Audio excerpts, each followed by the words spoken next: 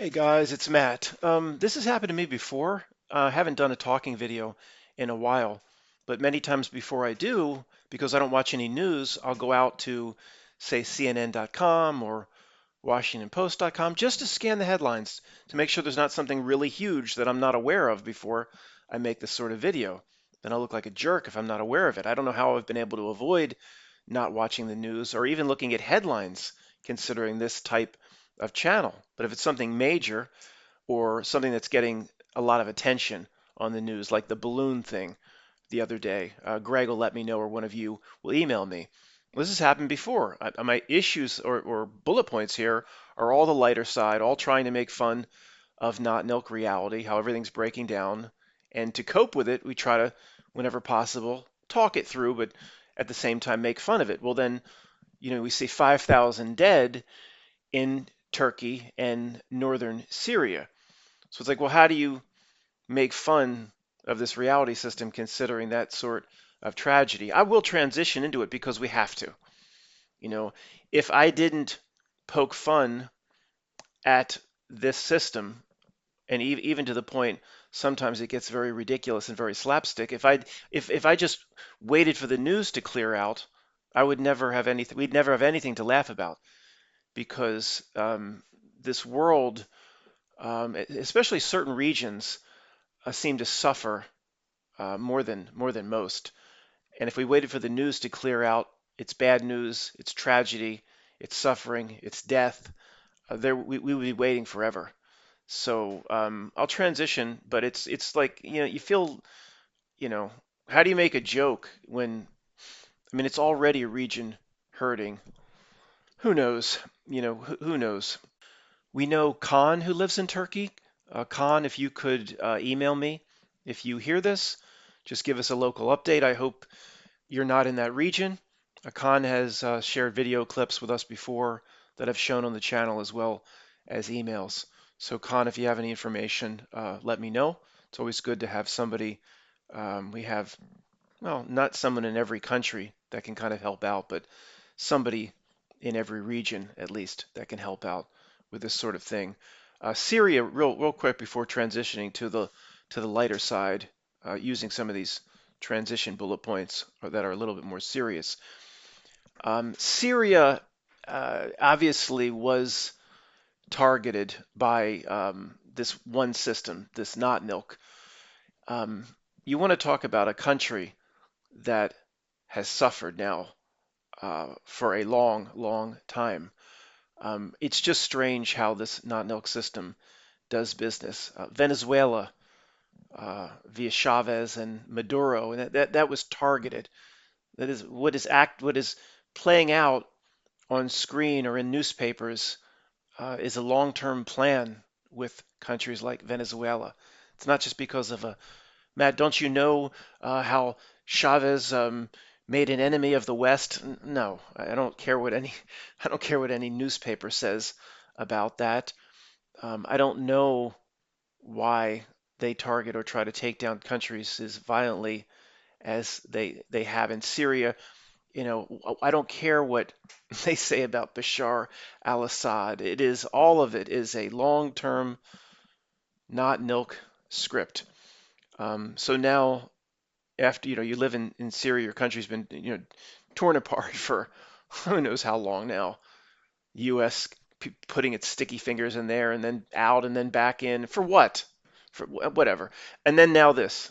So it's just like it's just so strange why some areas of the world, certain areas of Africa, of course, are just slated to suffer. The Ukraine's like this to a degree. I don't just go to CNN and believe everything it's telling me about what's going on is very strange. I know that. We're not going to get into that right now. But it doesn't matter that doesn't mean there's not a whole big portion of that country suffering. Go back to the horrific stories of Stalin starving out the Ukraine and why certain areas are just slated to suffer. Okay, Matt, enough of that. Um, I was already depressed when I woke up in the morning. We have to laugh. Okay, Matt, stop apologizing. Okay, all right. You proved you're a real sensitive what they call us human being. Now move on. Okay, we'll transition like this. An email from Dave. Dave in Australia sends me a lot of good stuff over the years, but this was particularly interesting. He says, y'all know problem reaction solution, right? And the problem reaction solution that we were fed and told to latch on to in the truth community 12 to 15 years ago, it's not exactly that. Maybe we'll talk about or look at this some other time. It's not exactly the same as, what is it? Um, Thesis, antithesis, or antithesis and synthesis. It's not the Hegel or whatever, the Hegelian, whoever put this together. It's not the same as our truth or bait that we took of problem, reaction, solution. And if we were given something to run with, that doesn't mean there's no truth in it. Of course, there's a ton of truth in problem, reaction, solution. I'm just saying if you really look closely, it's not the same as thesis, antithesis, synthesis. Sorry, like who cares, right, Matt? Um, so anyway, Dave says, okay, problem, reaction, solution, but there's a fourth part, divide. Of course, we should never in the truth community ever talk about this again without problem, reaction, solution, divide. And the permanent divide based on people forming or digging in on camps based on whatever they disagree or agree with the solution put forward. But he's saying now they can take out a whole part. He's saying it's problem, and you have to laugh at it. It's problem, reaction, divide. He's saying there is no solution. Just problem, create the problem, just literally create the problem. They create the problem. Most problems in this world, they create reaction, okay, and then the divide or the camps. But what happened to at least them proposing a solution that one side will be happy with? Dave's like there is no solution anymore. It's just go immediately to the divide, to the camps, to the digging in, to the hating of relatives at the Thanksgiving table. Just basically what I said. What is it? I have no sense of time. Was it last Saturday, the Saturday before? The dark not milk tactics about the energy it creates here via the camps and people digging in, the loosh it creates via the polarity. But anyway, I just thought it was funny the way he put it.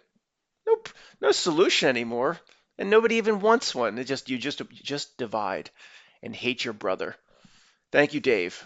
In the Not Nilk image show on Free Voice, I showed you the product, the very, very exciting new product, Boost Air.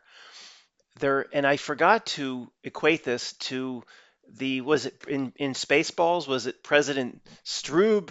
Hail Stroob. I can't say you can't even do it. I can't. Hail Stroob. I can't do that hand gesture if I want the video to load, even though it's from Spaceballs. He had the last can of air, fresh air in Druidier. So that scene in Spaceballs could be part of we potentially looked at the new and exciting product Boost Air as a Duke and Duke $1 bet, where one Duke or one Rothschild said to one Mortimer or one Randolph said to one Rockefeller, I bet we can actually sell lefties air, just sell air to the country and they'll buy it. And they agreed on the typical bet, the typical amount, $1. And I forgot to equate it because what probably motivated the bet in the first place was President Stroob's going into the can of air in Spaceballs. And what really inspired me to do a short segment here on the exciting new product Boost Air. For anybody that doesn't know, it's air in this long cylindrical can with a little oxygen mask. It's air. It's Lefty's air. There's no, and they actually advertise some. It's eucalyptus. It's different. I want to say flavors or scents. That means there's a chemical. That means the air is chemical. It's worse than the outside air. If there's a scent, what do you think that they think put rose petals in there? Real organic stuff? It's a chemical. And what kind of individual do you think buys Boost? Um, Again, I've talked about the conservatives or Republicans as more like our brethren because at least it's a normal way to complain about the government. There's not this psychosis, of course, or what is it? Liberalism is a mental disorder. That's on the left side, but you know what type of person is buying Boost.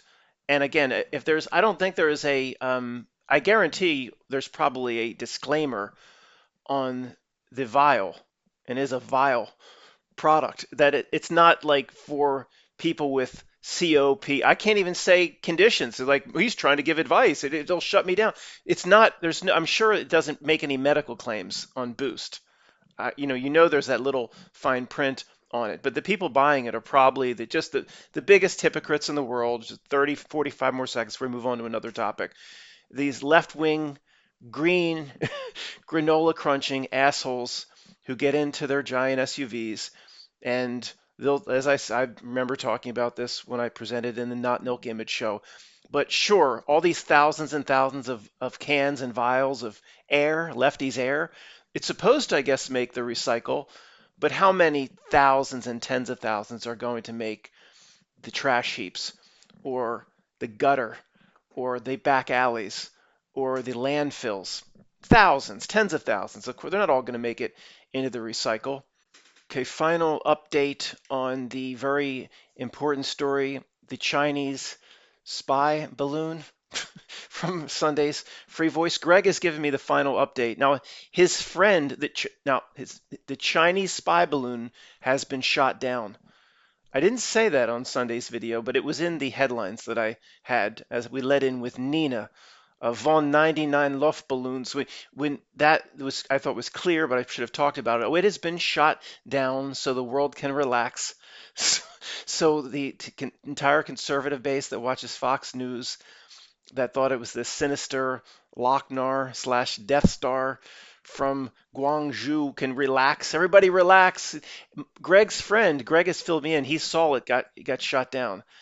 It was Greg's friend, not his cousin, who was vacationing in a 25-degree Myrtle Beach, or it's not like it is here in Pennsylvania, but it's still cold and there's nobody there in Myrtle Beach. Greg's like, what the hell is he doing going down there?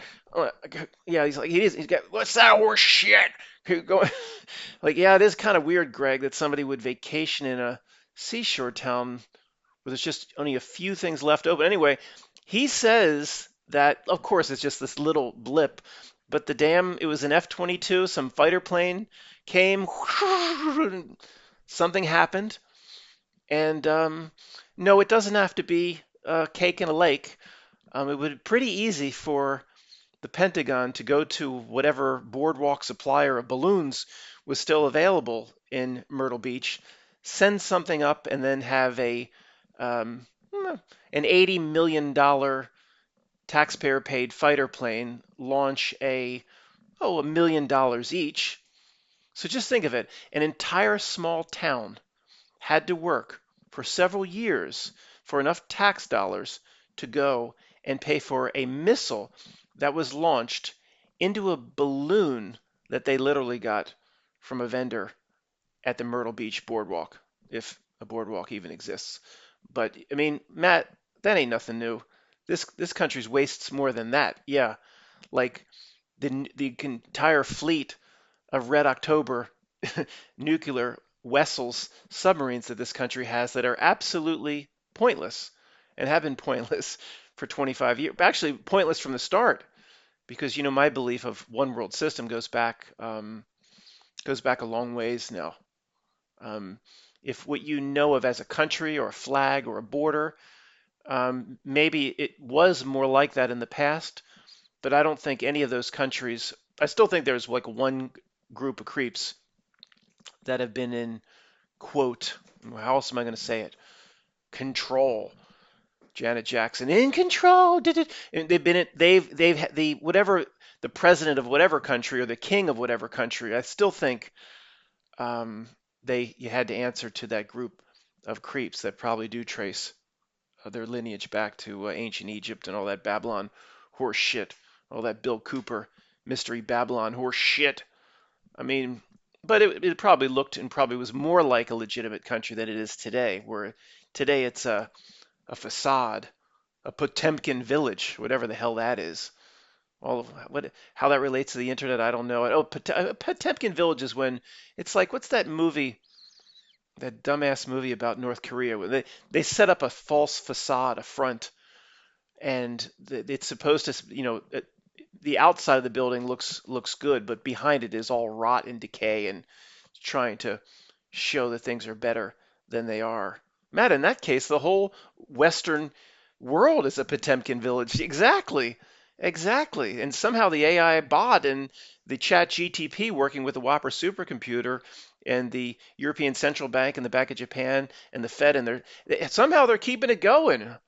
The people, I watched a lot of the economic collapse stuff, of course, in 2013, 2014, 2015, maybe 2012 to 2015.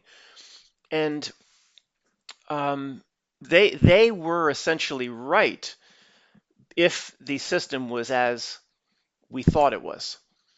If the system was really based on supply and demand and it hadn't been taken over, all supply and demand forces went away and everything managed on a central supercomputer that doesn't need supply and demand anymore, it would have all melted down. Why I got on those fraud channels that endlessly covered the economic collapse is none of them seemed to be big enough to come to that sort of conclusion when it just year after year it didn't happen.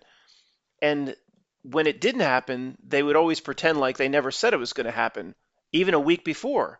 Well, you can't just pretend you didn't say it or your guest didn't say it and just move on. To this day, I don't know what those types of channels are even talking about, and I don't care. We've moved past it. The world is 99 plus percent more fake than as a truther I believed it to be in 2009 or something like that, or 2010, where the only explanation we had back then was everything's being pulled off, secret groups, clandestine operations, secret societies. That's all the same toy box, the same between the reality bookends. That's all we had back in the day. Now at least we're smart enough to look for, we might be wrong a lot of times, but at least we're smart enough to look for answers in very strange places and try to get to the root of the fundamental nature of how this reality itself works, which is far more important than trying to understand what the tri what the Trilateral Commission is up to, or what the council. They want you to think these groups are so all powerful, so you stop there and you just point at the bad guy in the police lineup. I mean, it's so obvious at this point, but I don't know, 90, 95% of the truth community still falling for it. I don't watch a lot of other channels. Maybe they're not. I don't know. I don't know. I would think they are. But people will I'll make a video presentation on a certain topic and I'll get a comment and sometimes an email, but Matt, I see you're watching this channel. I'm not watching that channel you talk. Maybe I saw 2 videos in the last 6 months or whatever the channel. Even somebody will infer from this what channel I'm talking about. I'm not talking about anybody in particular. I don't watch hardly anything. Okay, I assure you, after I don't know more than 2,000 videos, 2,000 that I'm not needing to like look at other channels to base what I want to talk about on, and I kind of do my own thing here. All right. So anyway, that's a little Philly will come out from time to time. We say water. Can I have a glass? Give me a glass of water. Jeet? That means did you eat? Jeet? No, Jew? Yeah. Wish you want to get Wawa? Sorry. What's the next topic?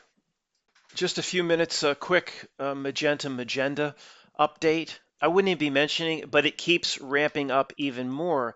In this case, it's a pairing. It's a pairing of magenta with the emerald green. It's off the charts. I don't know if you've noticed the pairing. This will just happen all the time to me. I don't go out in the world much. I don't do much. If I watch a program or a movie at night, I don't flip around channels. Turn the television on. It was this cartoon movie I've never seen before. What was it called? Princess and the Frog, 2009. Disney movie. Princess and the Frog. And this Baron Cimetière voodoo character was talking to some, I don't know what the thing was, it's like mirror mirror on the wall, but some evil force in the wall. It's all magenta, transition right over to the emerald green. I just turned the damn TV on. I'm like, what the hell is all over the place? And this will sound crazy, guys. This will sound, Matt, considering what you've put forth in the last 12 years, could you really get any crazier? I don't. I'm just telling you. Maybe I'm starting to see things. Matt, you will manifest what you expect to see. The light in the morning beams in to the bathroom that's next to my bedroom. It's just this old white tile on the floor, and it will beam just for a few minutes. It'll beam across the floor, and I stopped and I looked at it, and was it the magenta on top and the emerald green on the bottom. In the light that was coming through, it would be two panes of glass, the window and the storm window. And how does that relate? And I looked at it, I said, now you're not just, seeing things here, right? I mean, no. And I'm just curious if any of you have seen it manifest through the light spectrum itself. Again, I know this is out there. I haven't lost my marbles just yet. There's no sample size here. It just happened to me once. I'm going to float it. I'm not going to latch on to it. But it is all over the place in terms of commercials, television shows. And it's not just the magenta anymore as much as what gets my attention. The magenta is all over the place. It's the pairing of it, which, it really gets my attention. And whatever, that just makes it even more complicated. And we'll talk some other time. I'll give you the latest update on what Steffers and I believe the endless presentation, the magenta, is all about, and potentially what the pairing of the emerald green and magenta is all about. But that's even harder to figure out. So just a quick update on that, guys. The AI is proceeding at a rate. I talked to Greg a lot about this. That just I don't even know how to describe it. It's not just with this AI quote art stuff. It is now in voice, and it's in every area, of course, but the voice has recently come to my attention where there are programs, as usual, offered to anybody for free. That's a little bit of giveaway as to what's going on here, where you can provide a voice sample, or you can basically get any voice replicated and do anything you want with it with almost 100% accuracy. So if I wanted to have Joe Biden say a certain thing, a certain embarrassing thing, um, there's more than one website. Go out, feed it the text, or talk. I don't know how you would do it. I'm not going to play with this Ouija board either, but it'll come back in Joe Biden's voice, all available for free or for almost free, like Midjourney. Is that not, their top plan, $40 a month, unlimited quote AI art renderings. It's like free. I mean, they put a they put a price. A lot of times their price tag will go on it to make it look legitimate to the people would notice anyway if everything was completely free. So one of the reasons I say this, guys, is if you hear me say something, check with me first, please. I mean, the trolls are so nasty. As I've said, I don't think the not milk is in love with me and the type of people here that try to constantly see through its tricks and its ruse. But our message is so simple, and rejecting the screen. And whenever we go back to the screen, we just make fun of it. But the old pursuits in the truth community are such a waste of time at this point. We see that's exactly all of these pursuits of truth and all the conspiracy it's thrown at us. We see it's exactly what it wanted us to engage in. Well, as I said, I'm not beloved in the truth community either. So if I say something, or again, just check with me first, because it most likely wasn't me. But guys, it brings me back to they can fake anything, and they've had these capabilities. Giving it out to you for free, it means they've had it for much, much longer. And when you see the movie reviewers, like the Critical Drinker, have made fun of it's a ridiculous story. It's all intentional. They will never see ultimately what Not Milk is up to. Henry Cavill, I believe, is the Superman actor. He also played in The Witcher. One of the only, hey, I don't know him personally, but only one of the only few actors that seems like a normal, decent person. but who knows? Just going off his quotes. He was playing a role over here where he had a mustache, but then they had to go reshoot for the Zack Snyder version. I don't know, the Justice League with Ben Affleck as Batman, and he couldn't. Here's the story. The story they give the masses and they believe is so ridiculous. He wasn't allowed to shave off his real mustache. So when he had to go reshoot as Superman for the Justice League, they CGI'd up or covered over his mustache because obviously in the other scenes they had shot 6 months before. And Superman, by the way, Matt, we know Superman doesn't have a big stash, a big dirt squirrel. You don't have to explain that to us. I hear you.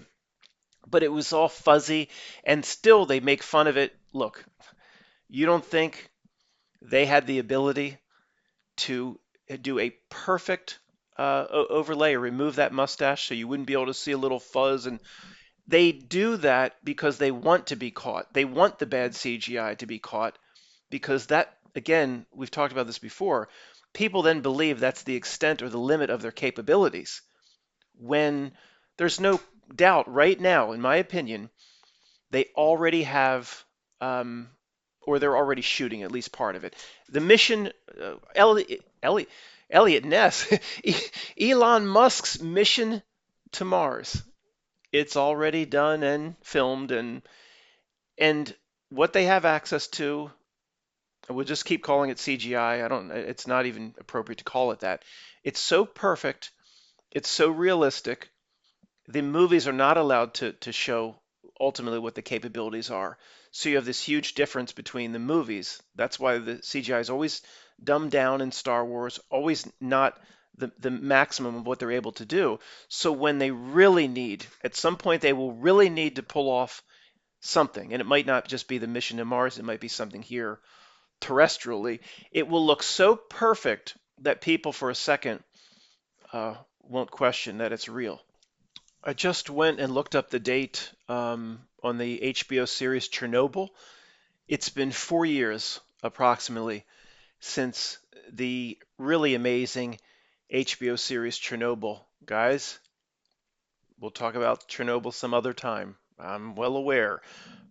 We definitely need to do that, especially considering some of the things that were dropped, especially some of the gematria and things dropped in the Chernobyl series for HBO. But one should not form a conclusion based just from a few 33s drop. But it was significant, some of the things that came across. But the point, let's get back on the main point. The movie reviewers, they won't even notice this. They won't even talk about this. There was no sets for Chernobyl. They had the whole complex of where the workers and the families lived in the apartment buildings, all recreated. The plant, the factory, the wreckage, the damage itself, all perfectly, realistically. It was so perfect. See, the movie reviewers didn't even talk about it. Like it was, like they assumed it was a set or something. No, that is perfect CGI. See, those the Rings of Power. I mean, how horrible the Lord of the Rings remake was on Amazon. The one thing the movie reviewers still say is, well, some of the sets were gorgeous, and some of the elven cities presented were gorgeous. No, they weren't. They looked fake.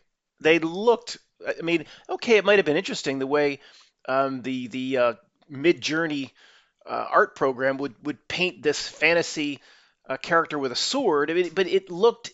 It's interesting, but it didn't look real. And if okay, maybe fantasy is not supposed to look real, but they'll say, "Boy, these were gorgeous renderings." But no, no, no. That's nothing. Go watch Chernobyl 4 years ago. They probably didn't pull out all the stops with an unlimited budget as they would if Elon Musk needs access to these sorts of renderings. The apartment complexes, the everything about it looked completely real. Where were the movie reviewers talking about that aspect of quote CGI? I didn't hear anything, but they could render an entire part of the Ukraine in complete realism 4 years ago with a limited budget at HBO, but you don't think they could get Henry Cavill's mustache to go away without you catching him? Yeah, you caught him. Really? I mean, come on, people. How dumb is everybody in this world? Um, we'll talk about Chernobyl some other time, and we'll talk about and we'll relate it to Chernobyl, the liquid that was key in getting the hot tub time machine back home. By the way, guys, behind me, this is the old Dell laptop that I write on that hasn't been connected to the internet in probably 15 years. It's Windows 2000. When you pull up Microsoft Word and it actually says like the trademark or the copyright dates, 1983 to 2001 are the dates on it. It's so old. Of course, it can continuously ask me to perform my Windows updates, which I'm sure would be available for something 23 years old. Anyway, it's good to write on it so that, at least the chat GPT in real time can't monitor what I'm writing. This is the new book. Um, I'm glad I wrote the book that is available to anybody that asks for it via PDF. But basically, I think the back 200 pages are some good conclusions, and it's been updated since we all that we learned from C the V. It definitely needed updates because we learned so much over the last 3 years, and we learned a lot about ourselves too, more importantly. But most of the first 400 or 500 pages is an endless cataloging of the fraud. When you catalog each event with multiple conspiracies inside each event, page after page, hundreds of pages after hundreds of pages, that was helpful to forming the conclusion that, again, we won't get into it now, but no real world could do all of that. And what is in the book is only 2%, 2 to 5% of all conspiracy the world lays down. So it's nobody could pull this off. So, but it is the bog. It is the bog. The end is structured. The last 250 pages are structured to get out of the bog, but it's just too massive. I mean, people have taken it and gone to Lulu to print it, or it's like $45 to print up book by book. It's this massive 700 and some pages. It needs to be what this is. I'm working on. I guess I've got 35 to 40 pages, and I'm doing too much like let me prove it to you, first grade truth, or let me prove it. It is. I think I'm doing a good job balancing a book that you guys would like, the Jedi or the Old Guard, and the first grade truthers. It might even be interesting to somebody that doesn't even dabble in what we do, although they will never come around. They'll find it crazy, won't be able to convince anybody, of course. But I'm doing too much convincing. I need to get right to the heart of, okay, this is generally how I believe things work. This is generally about what this Earth life reality system is for. And without a doubt, I'm going to try to keep it under 80, 70 to 80 pages, something very brief. And that's a long way past the half a page, what it really is. But there is, dialogue in the beginning between the regular man on the street who doesn't see or believe anything that we do, or would think we're crazy for looking into the things that we do. There's that sort of thing. So there's part of it that's fun just to get the attention of somebody that really doesn't dive deep into the stuff that we do. But without a doubt, I want it under 100 pages. So anybody wants to go take it and print it out for at Lulu or whatever, after shipping, $20 or something like that. Keep it manageable because the book now that's been named 3 times, when you get into something that large, the printing costs become unmanageable. It's hard to bind, and there's no reason for all of it. This book I'm writing now is not going to dive into one conspiracy, not one.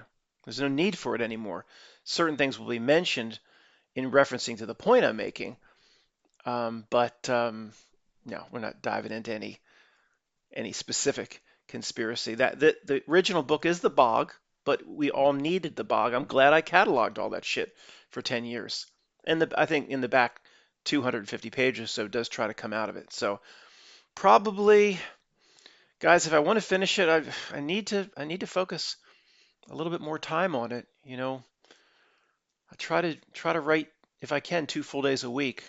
I would say it'll be done in 4 to 5 weeks because the hard part's already done. So just want to give you an update on that. All right, you guys know I love these movie reviewers, like the Critical Drinker. Um, it's just amazing how, okay, if this is going to be their focus and their area of expertise, how do you ignore literally like a giant elephant sitting on your lap or whatever it is, the 800-pound gorilla in the room? How do you ignore certain things? So I just want to complain about this for a few minutes. The Critical Drinker put out a video, I guess it was yesterday, called like Disney, the End of an Empire, or something like that. And of course, it has, the same old themes alluding to that if you constantly push your social justice warrior themes and woke messages, that your profits are going to suffer and your stock price is going to go down. And we just roll our eyes going, yeah, it's all obviously all by design. A company that sits at the main creepy table, it's agenda first.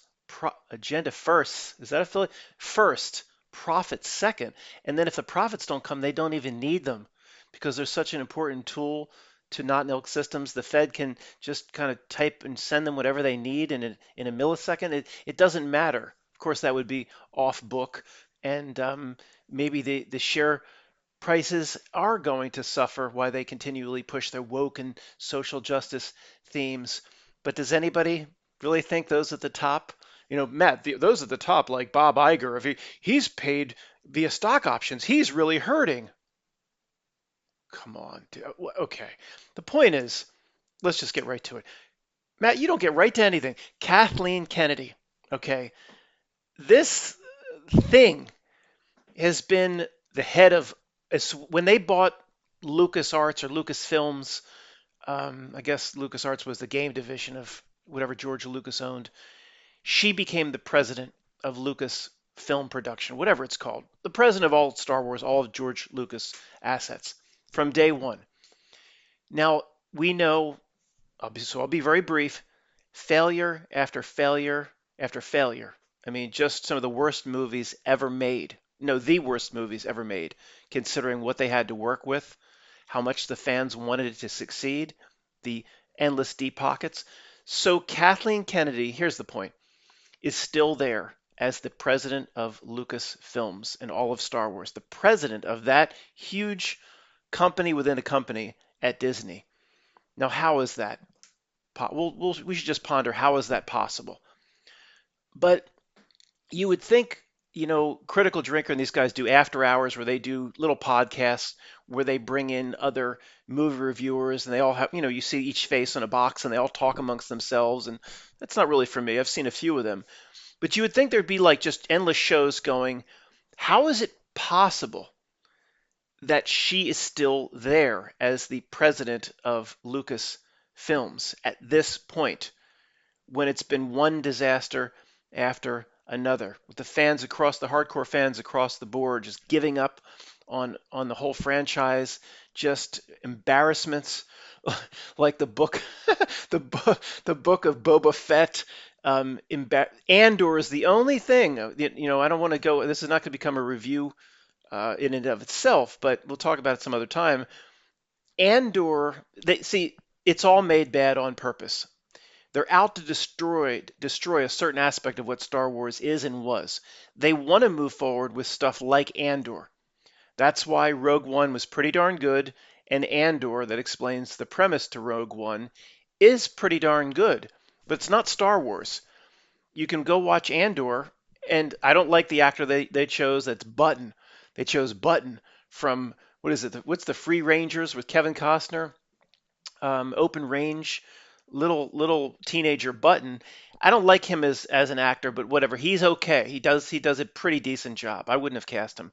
But that's what they want to move forward with. And when they see, it proves when they want to do something well, they can.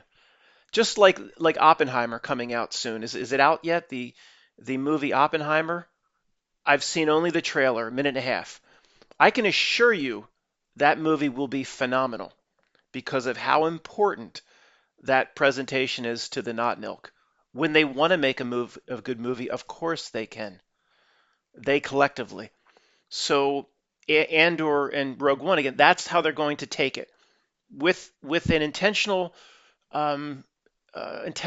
motivation to destroy the Force aspect of Star Wars and what people really loved about it. And what they really loved about it is their inner knowing came out without the popcorn crunchers even being aware of it, and almost they sense there's truth here in some regard. That's the aspect that the asshole Dark wants to destroy in Star Wars, and then move forward. And people like the Critical Drinker will come out when all the dust settles and it's all by design, all planned, all these things made bad on purpose.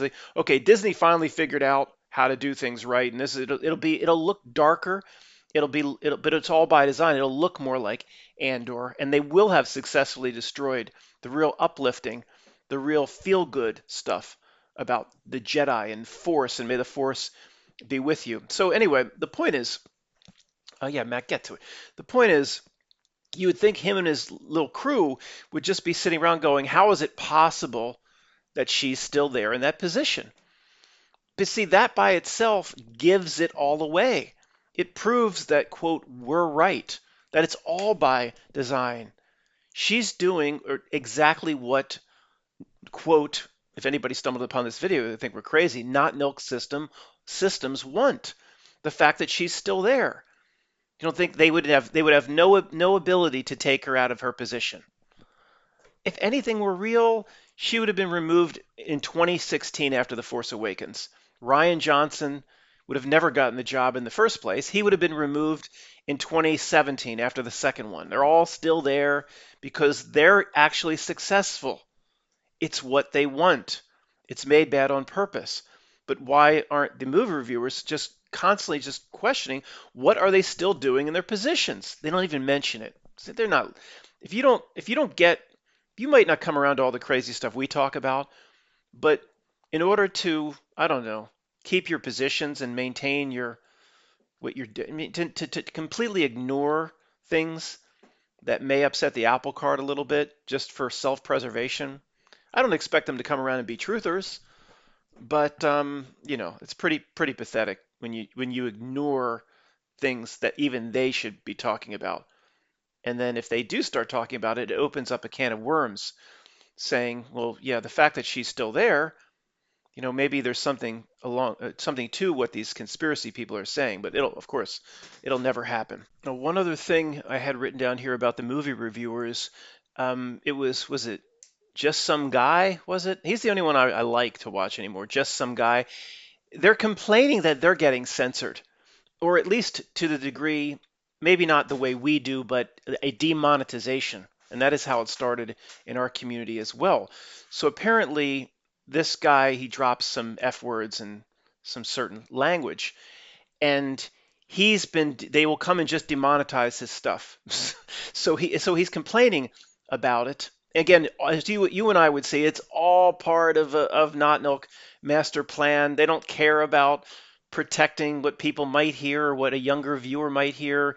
They all do it under the ruse and the guise that advertisers, just some guy would be convinced that advertisers don't want to put they don't want YouTube to run an ad in front of a video that uses curse words, and at the base level, his complaint is warranted because then you'll have endless rap videos on YouTube with advertisers in front where it's just as vile and as horrific and as disgusting as anything you possibly can imagine.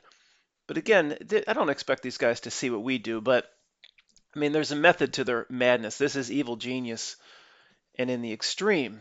And a lot of the reasons they censored or quote demonetized us, I never ran a YouTube ad, never.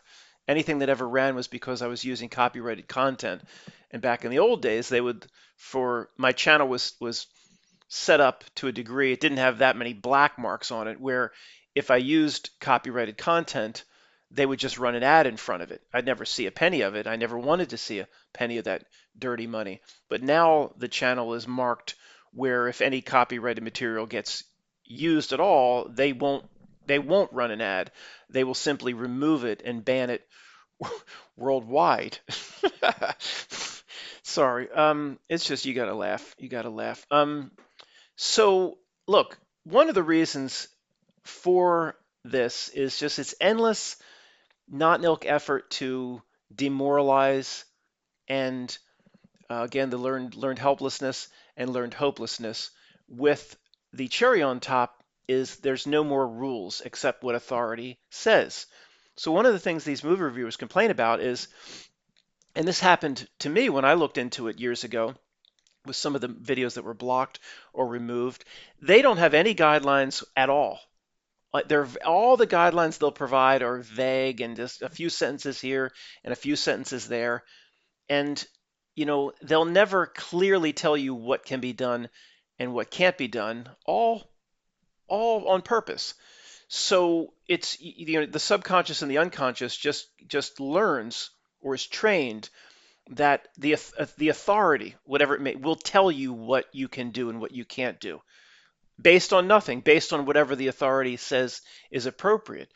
They could very easily YouTube and put out rules on the use of copyrighted material very easily and say, okay, if you use movie clips, here's how you use them. You reduce file size, or you reduce the time of the clip to 20 seconds or under, or destroy the turn a high definition into a grainy look. Or there's a whole set of things they could put forth. Say if you do these things, you could then use music clips or movie clips that of course would protect the artist. They don't do any of that. They leave it vague on purpose. So whether you're somebody that talks about the stuff that we do, or you're a movie reviewer or whatever, that it's just you're generally just you're in a situation where you don't know what to do. The authority, it's literally like 1984 training people, training different facets of society. The authority will tell you what is right and what you can do, and they will not need to provide guidelines, and you will not ask for specific guidelines on what you can and can't do. It'll all be vague, and it's all part of a 1984 style demoralization and learned helplessness, learned hopelessness, where again he doesn't these guys don't dabble in what we do, but even he's thinking, well, wait a second, this is how I earn a living. 200 and some thousand subscribers, and now I've been wiped out with demonetization, and it's like it's incredibly patient, and all of what it's doing across the board, it's a slow creep, and it just takes little tiny bites. Very rarely does it take a giant bite of the shit sandwich like it did with C the V. Usually, across society and culture as it creeps, it's little tiny bites, little tiny infiltrations, moving the trench up just a few inches. That's why, you see how patient it is and has been. That's why people that say, this huge thing's coming and this whole thing's going to be wiped out in a couple years, it doesn't operate like that. It operates like it has a lot of time. Um, that's just a given at this point. We've observed it for too long. Had to re-record this because I started saying every so often it gives itself away. Reality itself gives itself away, or at least there's something here that's trying to screw all of us over called the asshole dark or the not milk. I have to back up because not every so often, to us, to those that can see, it's giving itself away daily. Literally, if you scan the news headlines, but every so often you could say a major thing comes along that should give reality away to all the people around us, because there's no way to explain this stuff, yet they'll still call us names and conspiracy people. Here's the headline, guys. Oh boy, I was going to read the headline, but two men sharing an ice cream cone, city ward card at Triple Advantage American Airlines. But get these guys sharing the ice cream cone out of here. Oh boy, we should talk about the scene from the third episode of it. Was it The End of Us, the HBO series about the fungus? We'll get to that. Robot umpires at all AAA ballparks, the AAA minor league baseball, before somebody would go to the pros, like Bull Durham. Well, that might have been Double A, but Bull Durham, or what is it? The Disney movie The Rookie. All AAA parks to use robot umpires. Matt, how can you laugh at that? What am I supposed to do? Cry about it? I should cry about it. Robot umpires. Now, when we say let's go into the part that reality gives itself away, what does your best friend say about this, or your uncle? Nobody would want this. Okay, maybe the guy that makes the robots, he sells the robots to Major League Baseball, he would want it. But The fans don't want this. Matt, did you conduct a poll? Go out and I don't have to conduct no Gallup poll. It's what maybe I don't know. Maybe these kids are so strange today, under age 20 or whatever. I don't. It's that's Homo sapien sapien sapien. They've added three sapiens to the youngsters. I don't. Maybe they would want this. Maybe they've already merged with the digital. But anybody normal or anybody older arguing with the umps, the human side is part of the game. That's what all the replay is about. And constantly take a game where the not milk will say, I need this game to be Commodus's Coliseum, the bread and circuses, the NFL, but I need the human aspects of the game removed as much as possible. I need to get everybody interested in it and to keep my bread in circuses, Commodus would say, but slowly and with that same slow creep, remove what would be called the human element. Now, in the old days, I'm thinking, what is it? Like an old movie, arguing balls and strikes, and hey, I'm thinking of Field of Dreams, and I guess that's when they're watching the ghosts, and the Kevin Costner's family in the bleachers are like, "Come on, ump, get some glasses." It's yelling at the ump is part of baseball. It's the humans where maybe the ump makes a bad call on a close play at the plate. It's just part of the game. And we conspiracy people come along and say, well, they're trying to dehumanize everything across the board. Your best friend's not going to accept that. But what would they say? What would they say about this? You could say to your best friend, do you, as a baseball fan, do you want a robot calling balls and strikes? Don't you like to argue with the umps at time? Don't you like that human? They would say, yeah, I like to have real umpires. I like the fact that they might get a call wrong or there might be an argument. So you could say to them, do you think all the AAA fans, the people that go out to these smaller parks, do they want a robot calling balls and strikes? It's the same as when the US Open tennis took out the linesman. People loved John Mack. We're not going to get into You Cannot Be Serious. We'll save that for some other time. But they loved John McEnroe going up to the linesman and arguing a call. It was just part of, they loved Jimmy Connors yelling at the chair umpire saying, remove that linesman. That person just real near. It just was part of it. The human side of it, quote, human side of it. And that's part of arguing with an umpire in baseball. So nobody wants it. See, I don't understand why some of our friends never come around even a little bit to where we are. Because you could say, do you want it? And they would say, no, I don't want it. Do you think all the fans that go out to the park want the robot? No, I don't think they want it. So they're implementing something that you admit nobody wants. Yes. Well, why is it happening? And then you know how the people in the ship of fools are. They'll just pull forth some ridiculous excuse or some absurd justification, like maybe that's why they allowed the umpire salaries 15 years ago to go through the stratosphere. Maybe they plan way more in advance than we can possibly imagine. Maybe that, I mean, it's just I haven't thought about this, but maybe that's why the umpires went to 500,000 or so a year, or I don't know. I looked at it years ago. Maybe they make much more than that. Some big slovenly man who gets the best seat in the world, and he's standing at a baseball game, a major league baseball game. People in the stands would pay thousands of dollars to have his seat. Yes, he has a job to do, but he's making $600,000 a year. Maybe they'll say it's gotten so expensive across the with the what is it, Mike Trout, and the guy Mike Trout or something makes $500 million via his contract. The guy before him who had the record in wherever he was it the Seattle Mariners or wherever he was, the guy before his name was Salmon. I'm not joking.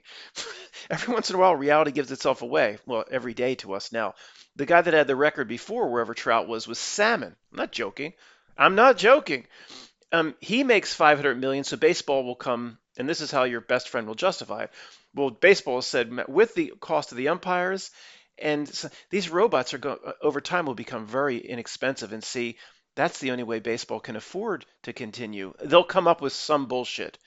when we can see, when we are 100% sure it's just the Not Milk's constant effort to take something, like we'll use my old hat here as a, and just to take little hairs and pieces, any, oh, this little bit of humanity exists in it, we'll just take it out slowly and quietly, and we'll put in robots to call balls and strikes, and we'll remove that from the game, and then it'll be working so well, and the umpire salaries at Major League Baseball are so out of control. Then what do you think they're going to do?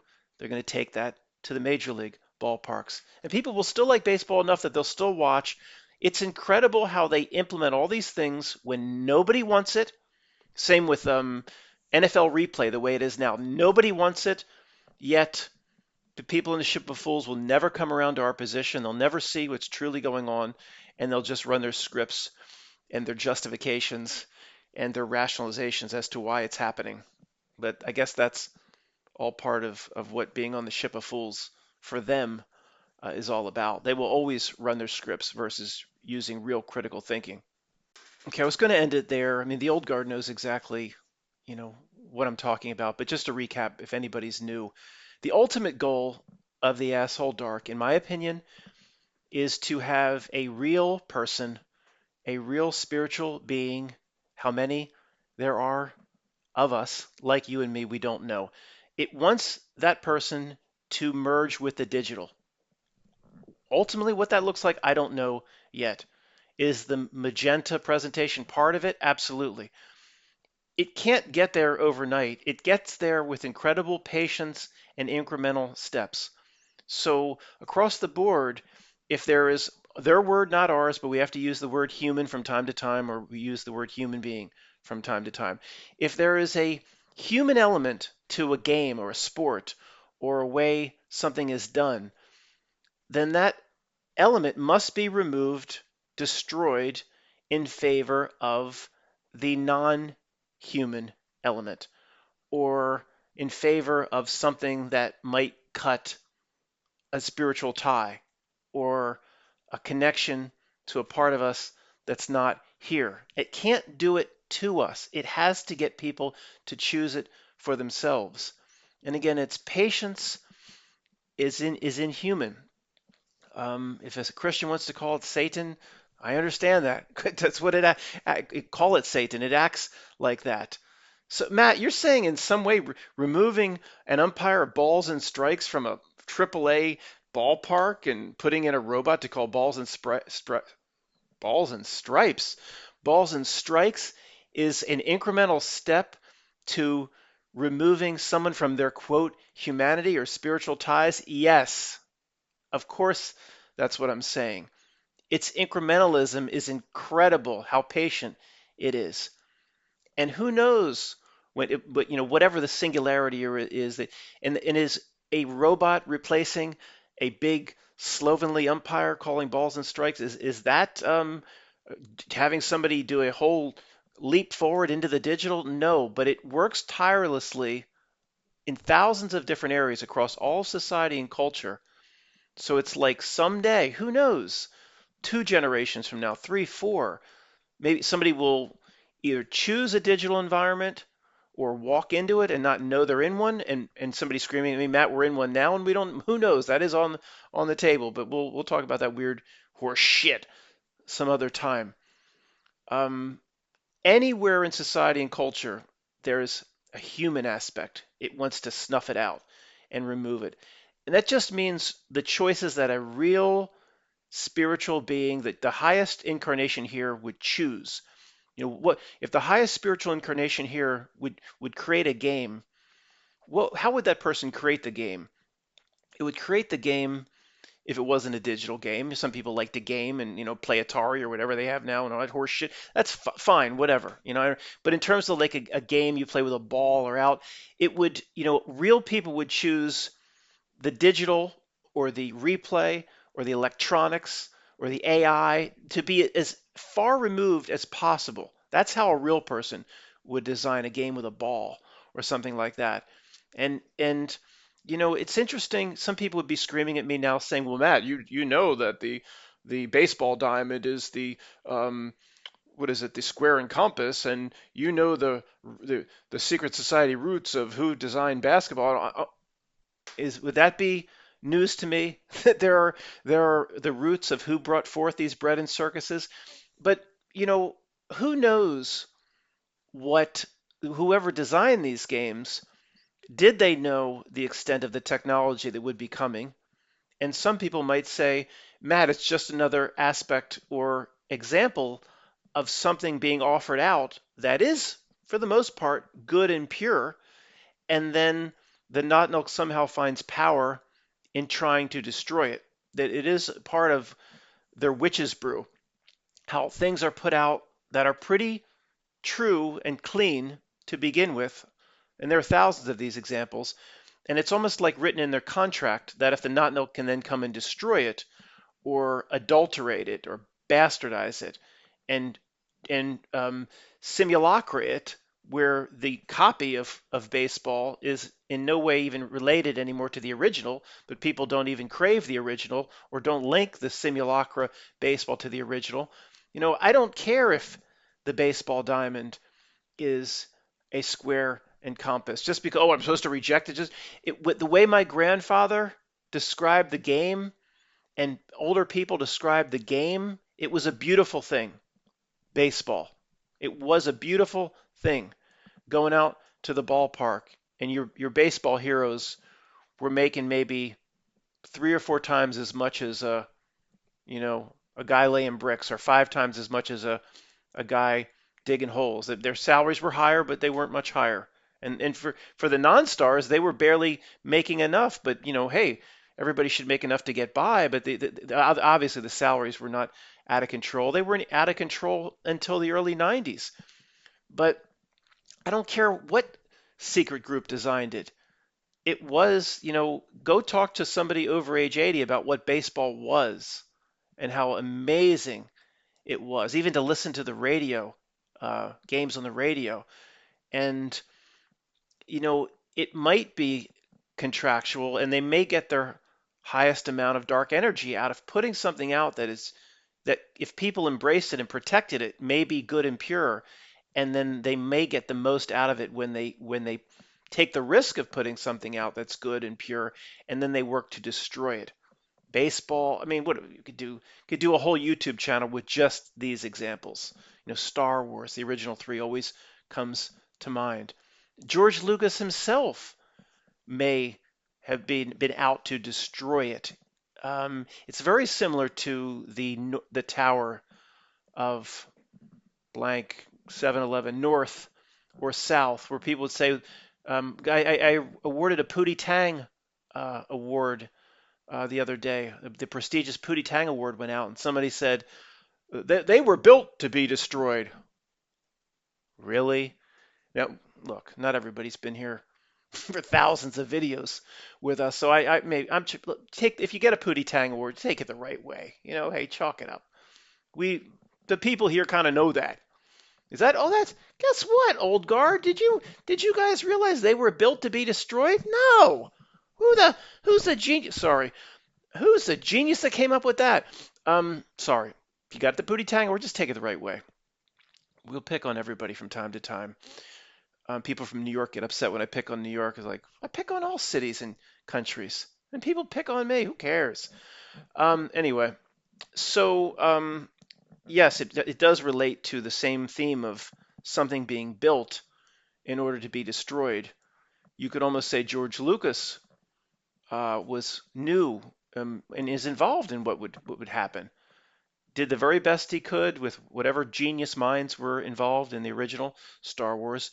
But in some way George Lucas was involved, because when they put out they re-released in 1997, the first three came out a month apart, and they put in those horrible CGI scenes for a lot of reasons. They put in those horrible, but the one that really gives it away is the third movie.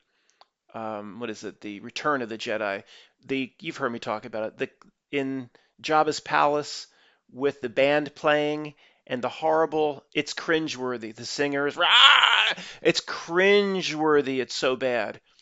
And you could say, just like nobody that goes to a minor league ballpark would want a robot calling balls and strikes, George Lucas could show that to anybody. So tell me what you really think here. And I want you to be honest with me. Matt, they really couldn't say to George what they think.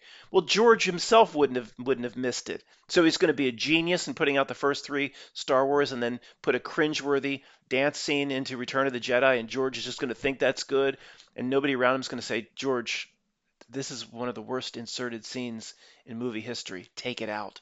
But we just spent a lot of money on the CG. Take it out. It would have. It was meant to start the destruction. Those CGI inserts in '97 was meant to start a slow slide of the destruction of Star Wars. Um, Amongst a lot of other reasons, they used that horrible CGI and a gigantic fat Jabba the Hutt sliding in and that ridiculous cringeworthy scene where they've inserted Harrison Ford. All so it's like George himself created the genius, and then he's no good guy in my opinion. He worked on the back end, or maybe he had to, maybe he was forced to then help destroy it. I don't know, but it goes along with this robot umpire thing, and it goes along with the towers themselves built to be destroyed. You just get the feeling that when they can do that, they get the most, quote, bang for their buck.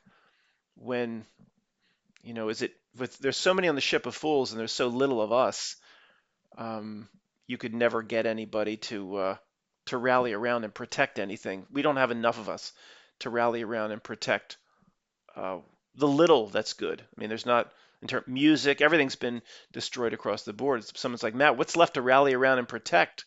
I was gonna say art and painting, so they have the damn mid-journey and stable diffusion and shit like that. What can be protected anymore? I don't know. I got to think about that. Is there anything left that carries the purity of what it once was? I don't know. I'm not prepared to talk about that, but I guess that's a whole video, or I'll look to your comments. Thanks, guys.